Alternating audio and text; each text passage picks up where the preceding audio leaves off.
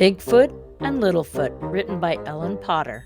We're reading the book Bigfoot and Littlefoot, story by Ellen Potter, and we are on chapter 17, Wild Ride. We stopped right in an exciting part. This is much better than walking, Hugo thought, as the cool river swept him along. His tired legs felt so funny and light in the water. He watched the marvelous big wide world as it slipped by, the blue sky above growing more purple with the dimmering, the grassy banks with the thick forest behind him. This must be what it feels like to sail in a boat, he said. That made him think of sharks, and he curled up his toes nervously. But then he remembered what Gigi had said about hairballs, so it was all right again.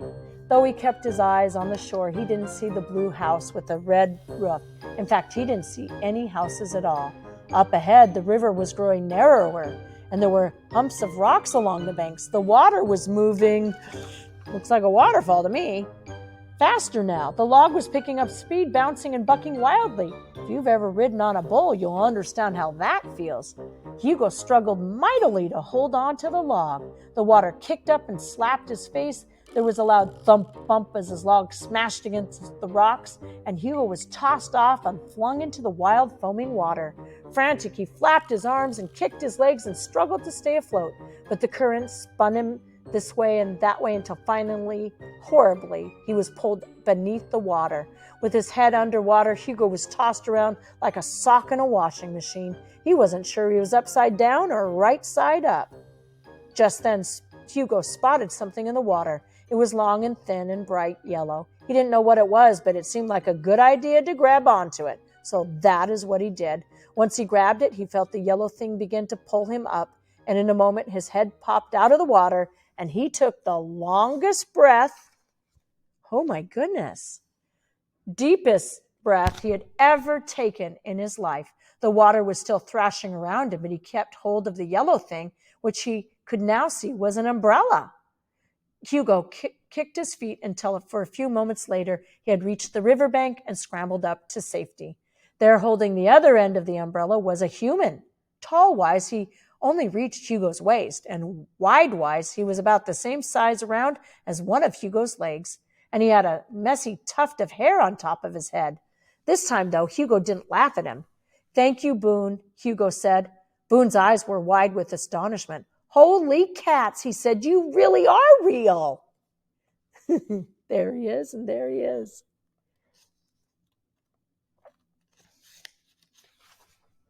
Chapter 18, Boone.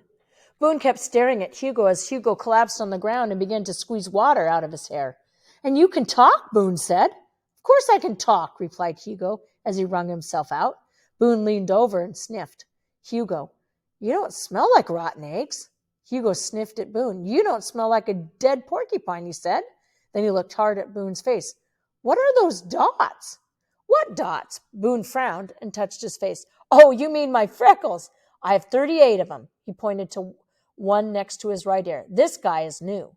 "He's nice," Hugo said, because he really didn't know what you were supposed to say about a freckle. "Lucky thing I had the umbrella with me, huh?"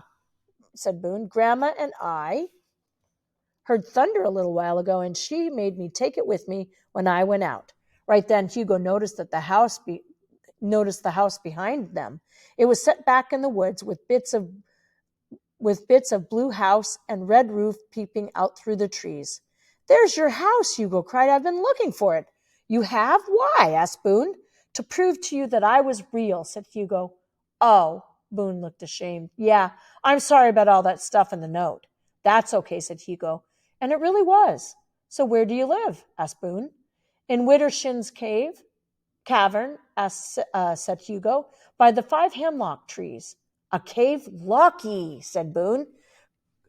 "Cryptozoologists always find interesting things in caves, and I'm going to be a cryptozoologist when I grow up." This is how you say cryptozoologist. Cryptozoologist. Practice it a few times. It's fun to say, and if you say it right, people will think you are a genius. "I guess there are plenty of bats and spiders in caves," said Hugo doubtfully. "Cryptozoologists aren't looking for bats and spiders," said Boone. "They're looking for mysterious creatures like Bigfoot." Hugo frowned when he heard the name Bigfoot again. He cleared his throat. "The thing is," said Hugo in an uncomfortable voice, "I don't think my feet are all that big." "Of course they're big," said Boone. "Look." He took off his shoe and held his foot against Hugo's foot. Boone's foot was not even half the size of Hugo's. Take a look at that. "Well," said Hugo peevishly, "maybe it's just that your feet are too little." Hugo and Boone might have gotten into an argument over this, which would have been a bad start to a new friendship. Luckily, though, Boone just grinned and said, "Hey, I can be Littlefoot. That would make us Bigfoot and Littlefoot." And the two of them were perfectly happy with this arrangement. "So how do you find mysterious creatures?" Hugo asked. "The first thing you have to do is figure out if they're real or not," said Boone. "How do you figure that out?"